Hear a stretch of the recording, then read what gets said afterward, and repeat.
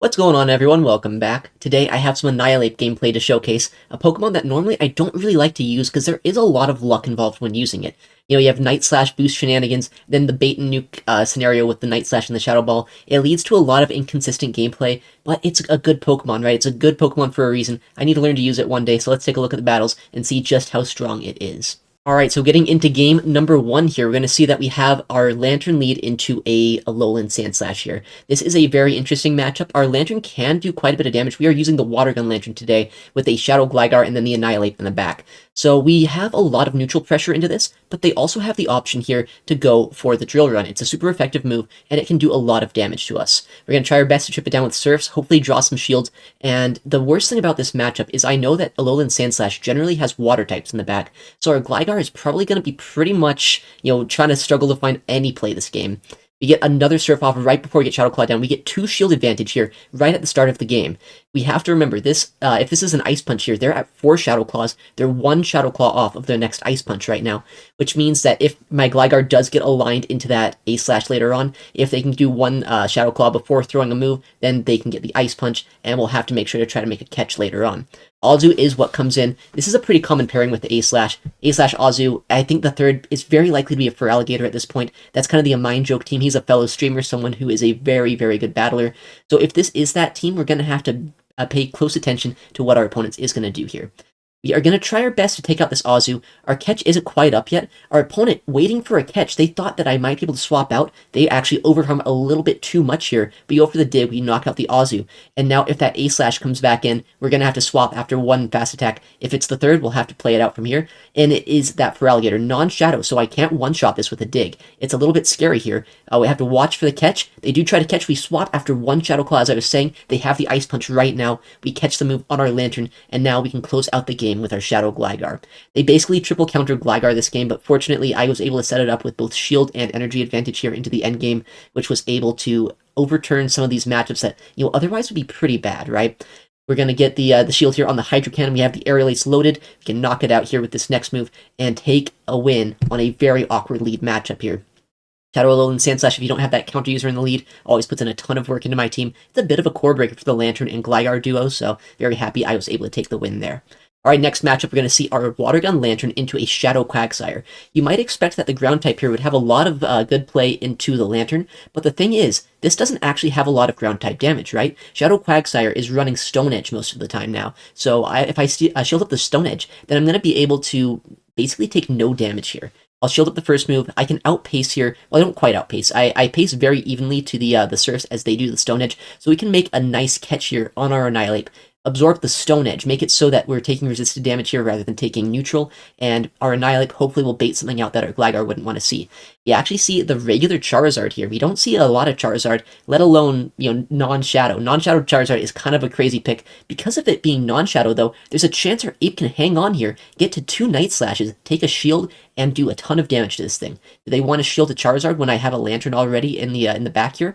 Looks like they do. I make the call, though. They had a Mudboy lead, something weak to Lantern in the back. There might be another Pokemon in the back also weak to Lantern. I'm going to sack my Gligar here instead of coming in with my Lantern because I want to keep my Lantern alive for the potential endgame matchup.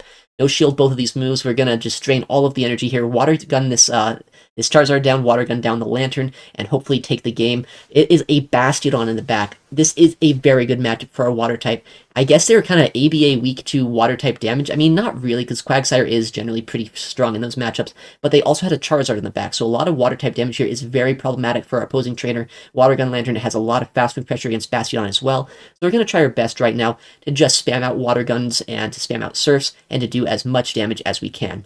It's looking like this is probably going to be a Water Gun Lantern sweep, actually. If we can land the Surf as long as the catch doesn't happen, then we're just going to fast move down both the Charizard and the Quagsire and just take the game here with fast move pressure.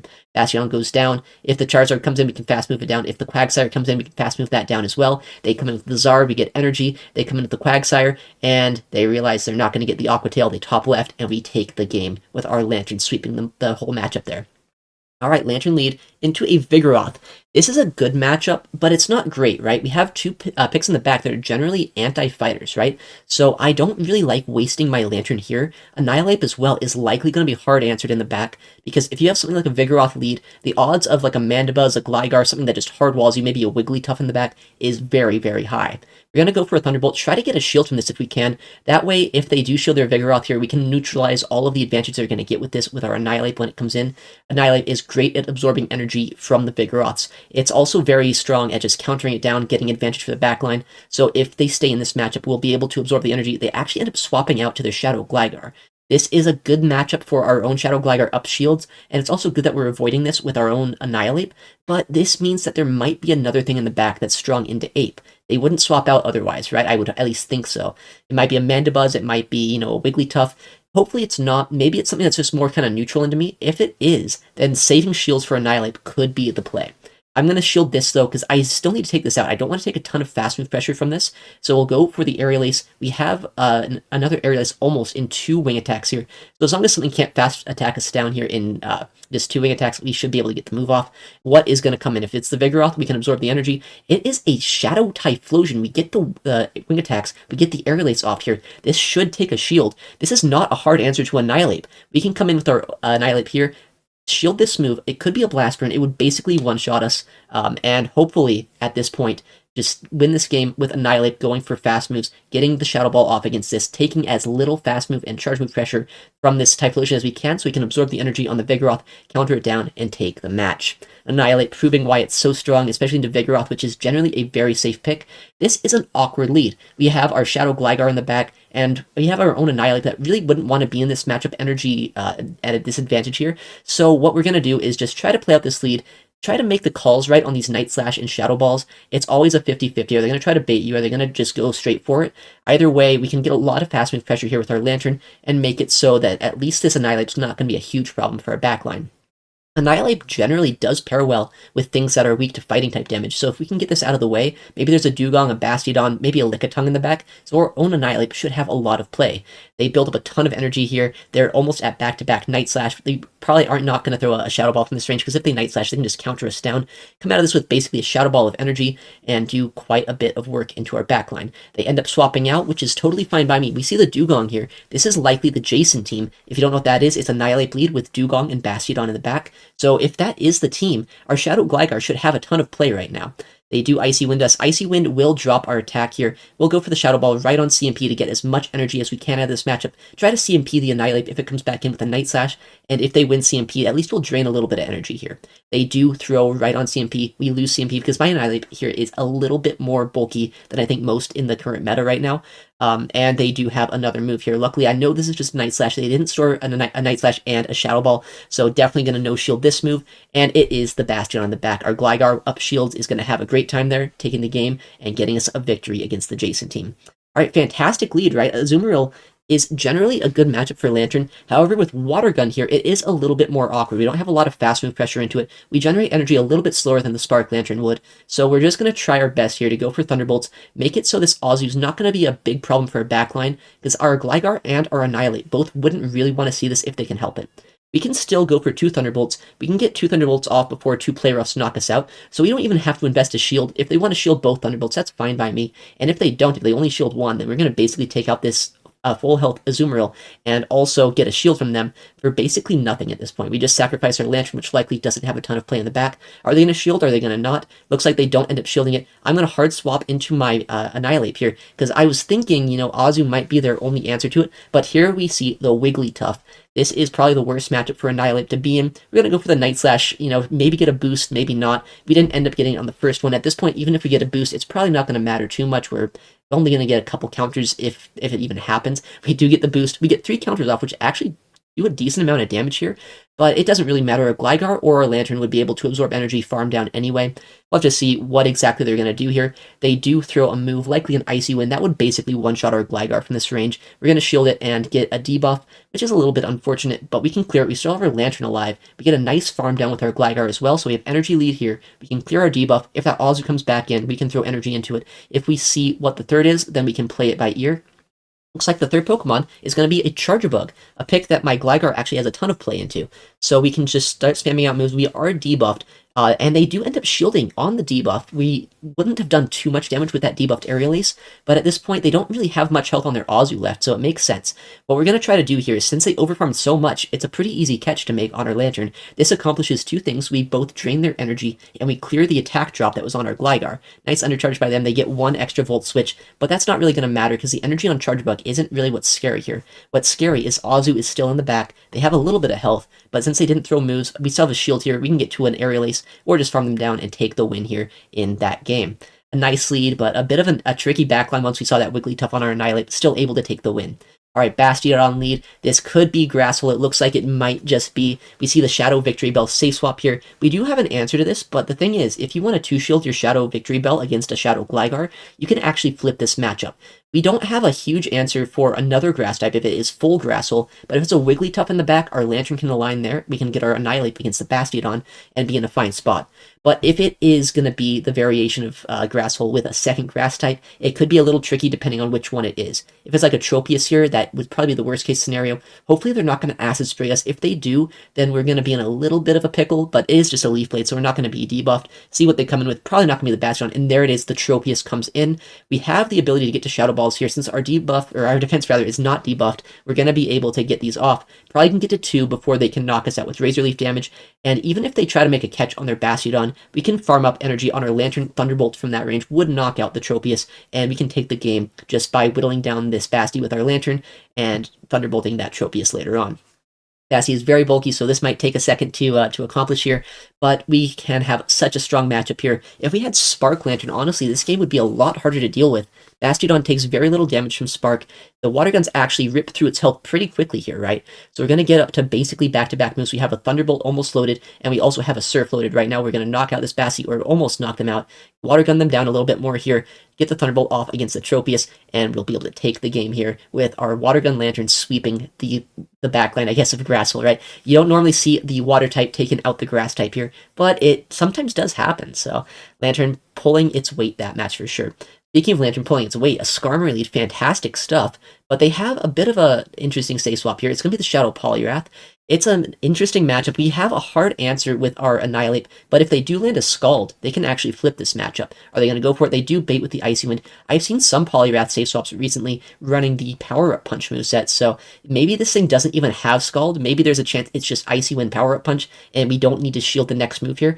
I've tried to make this call a couple times. Sometimes I call it right, sometimes I don't.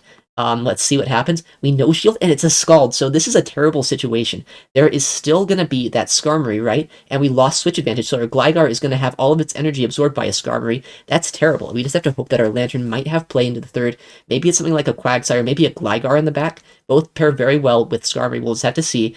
It's going to be a Mudboy. It's going to be the Quagsire, non-Shadow. So we're actually still in a decent spot here, all things considered. I was talking about how Quagsire isn't the hardest answer into our Water Gun Lantern here, just because it doesn't have any immediate ground move pressure. They have the fast move, but Mudshot's not a great damaging move, and Stone Edge is going to take forever for them to reach. With the energy lead that we have, we will easily be able to outpace them here to these Surfs. Likely going to draw a shield from them, and if we can ever get out of this matchup with enough energy to either Surf or Thunderbolt the Skarmory, we're going to be in a spot where we might actually be able to still knock it out with our Gligar. We are going to try our best here, Water Gun them down. They shouldn't be able to get to another Stone Edge before we Water Gun them down, so if they get a move, it's almost certainly going to be an Aqua Tail. We can survive this, come out of this matchup with the Thunderbolt loaded, throw it into the Skarmory, and hopefully be able to take the game with our Gligar in the back. We get the Thunderbolt off here. It's still outside of range where Thunderbolt's going to knock out the Skarmory, but it's going to be in range where our Gligar is going to be able to get some more fast move pressure. It doesn't quite knock it out. If this is a Brave Bird, though, Water Gun is going to be able to snipe them down before a Steel Wing comes through, and Lantern is going to be able to finish off the game after losing switch advantage. It's a little bit of a bad play by me not shielding that Scald, but it would have been an awkward endgame, honestly, if I played it out differently. So maybe it was a smart play. Next matchup, we have the Gligar. They stayed in for a second, because if I was a Spark Lantern, that would have been a much more favorable matchup there for the Gligar, but I'm running Water Gun. It's a bit of a core breaker here, and this time I do no-shield the first move. The first move is almost certainly going to be an Icy Wind, right? So even if they are running Scald, it's a risky move, but I think it's a move that is a little bit more likely to call than the last game that we played out here. A very similar situation as well. The Poliwrath safe swap after a Flyer lead. I don't know what the third could be. Maybe it's a Charmer, maybe it's another Fighter, maybe it is going to be a similar team to last time, like a Mudboy in the back.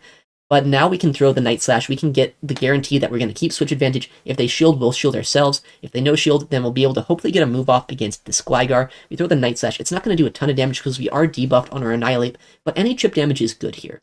Night Slash comes to it. It does almost nothing, but our Lantern is going to be able to come in here. We have a lot of energy here, and we know that our Lantern is likely going to be strong in the back because of the way that they played out this matchup, right?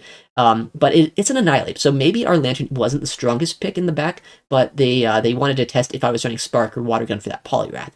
Still, we have our Gligar for this. After that Surf chip damage that we got, we can likely farm this all the way down, have Aerial Aces to throw against the other Shadow Gligar, and basically take the game here by throwing a lot of Aerial Aces and fast moving them down. They have one shield left, so one of these will be shielded, the other will have to be landed, and our Lantern is outside of range where a dig would knock us out. So even if they do farm us down and they do somehow get a dig, Lantern is very bulky. It should be able to fast move down this Shadow Gligar before we're going to be in any trouble. You get the move off, and they're not even going to get the dig here, I don't think. They're not anywhere near enough energy. We have the Water Gun down and Lantern, proving why it is such a fun pick here with Water Gun. Spark is a little bit more flexible in some matchups, but Water Gun has just so much fast move pressure against a lot of things, including this Wigglytuff here. Honestly, I absolutely love this matchup as Water Gun Lantern. If you play out the Zero Shield matchup, you can get to a Surf, you can get to maybe even a Thunderbolt if they go for an Icy Wind, and if they don't, you just get to 2 Surfs, basically knock out the Wigglytuff and take shield advantage. So I also love to see this matchup here in the lead, because our Annihilape gets to avoid probably its worst matchup in the entire game. They do go for the Disarming Voice, which means that we're not in a great matchup. They safe swap a Typhlosion into my Lantern. I don't understand the play here, but we are kind of low, so we don't want to get fast moved down. We're going to come in with our Annihilape, because at this point I know that I can leverage a lot of advantage out of this matchup. If I shield this Pokemon, I can farm this down, have energy against that Wigglytuff, and then the third Pokemon might just be weak to Annihilape. We actually get the boost here. Another boost. This one's actually a little bit more useful than the previous one that we got, right? You can fast move down this Typhlosion. We'll double shield, because if you boost with Annihilape, a lot of the times double shielding is kind of just the play. The Blast Burn would easily knock us out. Wigglytuff comes back in. I'm going to throw a Night Slash here because I don't want to take any more damage. If they want to shield and Annihilate, they definitely can. And we still have a little health on our Lantern. We still have our Shadow Gligar, and there it is, a Bastiodon in the back. The best thing about this team is Bastiodon has almost no play into us. So if we ever see a Basti, we're in such a good spot. We probably just win the game. And here is yet another strong lead for our Lantern. However, they're staying in this matchup. I learned this out a little bit later. It was actually this matchup here that we're seeing now that kind of taught it to me. If you go straight Thunderbolt with Water Gun Lantern, Mantine actually can put in a little bit of work the longer this matchup goes on. Obviously, we have very little fast move pressure here. We would one-shot them with the Thunderbolt, and they're just spamming out Aerial Aces as much as they can here. Our backline is very weak to this Pokemon, so if we can deal with it a little bit earlier here, then I'm going to be in a very good spot. They are going to shield this Thunderbolt. They're probably going to shield the next one we throw as well. But if I were to bait this matchup and they no-shield, then this turns from a very good matchup to a very bad matchup all of a sudden. So I just want to guarantee that we can get shields down. So that way maybe our Gligar can Aerial Ace it, maybe our Annihilape can Shadow Ball it, and take it out later. I'm so fine just taking 2 shield advantage to 0. We'll see how they want to play out. Maybe they'll try to catch my third Thunderbolt as well. I've seen a lot of Mantine players have ground types, maybe like a Gligar in the back, maybe a Whiscash. It might be like an Annihilape as well on their side. We'll just have to see. We need to keep an eye on the catch. We're going to shield here. We're so low, they could maybe snipe us down if they have a lot of fast move pressure in the back. But if they are going to try to catch on a ground type, we need to watch, and it is the Shadow Gligar. We don't have a hard answer to this in our backline, so very happy to get a Surf off. We're going to get it through. Oh, that's not even Shadow. That's just a regular Gligar, actually. My bad. But we can come into our own Gligar, build up enough energy that if they come back in with that Mantine, we should have enough to get to an Aerial Ace against them and hopefully knock them out before our Annihilape has to deal with it. Already, we've seen 2 picks that are strong into our ape in the back. Hopefully the third pick is not going to be another hard answer to us. We barely knock out that Gligar before they get to their next Aerial Ace, and we have a decent amount of health to the point where I think the Mantine is going to have to throw either a Water Pulse or an Ice Beam if it wants to knock us out. An Aerial Ace probably wouldn't knock us out quite yet, and if they do end up throwing that, then we're going to have enough health to maybe farm them down, or at least put them into a range where we can counter them down pretty easily with our Annihilape. They do throw their move. It is an Aerial Ace. We survive it. When attack's coming through here, we're able to fast move them down so low. Going to come in with our Lantern probably to try to either absorb energy or to knock them out there. And it's a Bastiodon, right? We were just talking about this. Bastiodon is probably the best thing for our team to see, and we were able to take the win on that. Shadow Gligar into Lantern, another fantastic lead. Another Gligar testing the waters, seeing which moveset I'm running. And they safe swap the Shadow Feraligatr. This is probably one of the scariest swaps to see because I'm not running that electric type fast move. So if they want to start shielding, they're going to be able to kind of just brute force their way through this matchup. And then my Annihilape and my Shadow Gligar don't have a ton of play into this in the back. I'll go for the Thunderbolt, get guaranteed shield, then come into my own Annihilape, and hopefully just knock this thing out, keep switch advantage, and maybe have some play in the back with my Gligar. I'm a little bit worried though right now. Shadow Gligar does pair pretty well with things like Whiscash, with things like Skarmory as well. Things that are going to be very strong into both our Gligar and into our Lantern. At least at this point, with our Lantern being so low, it's not going to be able to deal with this duo quite as much. We end up CMPing on 7 here. Because I wanted to get this move off. I wanted to guarantee that I'd get some damage here. We actually get a boost, a very useless boost. We're basically just going to get knocked out here. And so we get damage off. We drain them of energy as well. And our Water Gun Lantern is going to try its very best here to knock out this Gligar.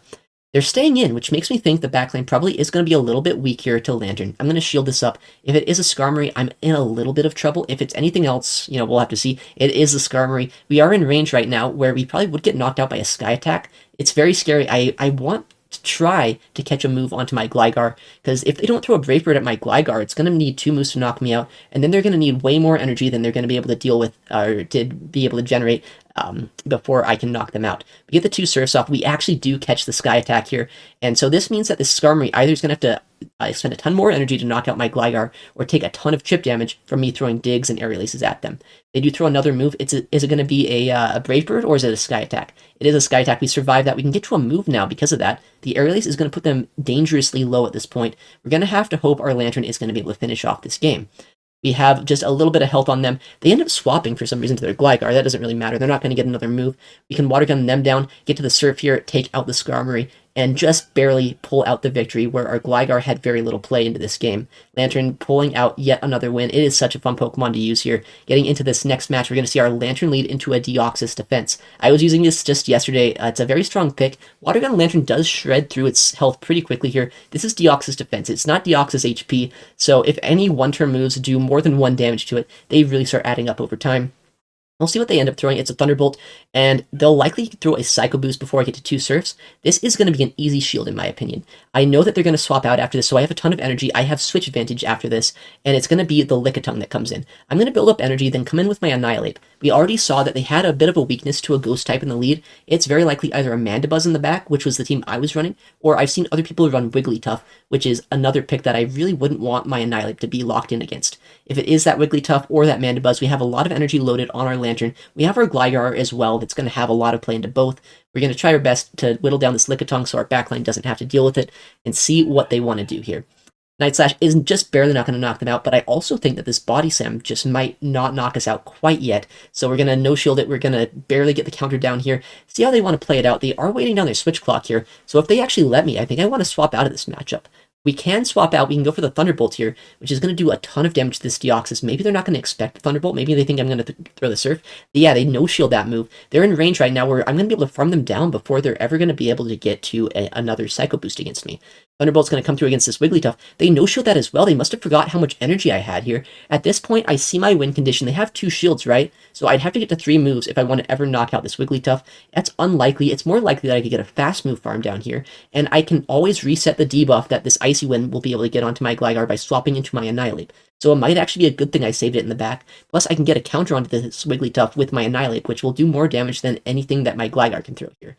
Alright, we're going to shield up this move. It's almost certainly an Icy Wind.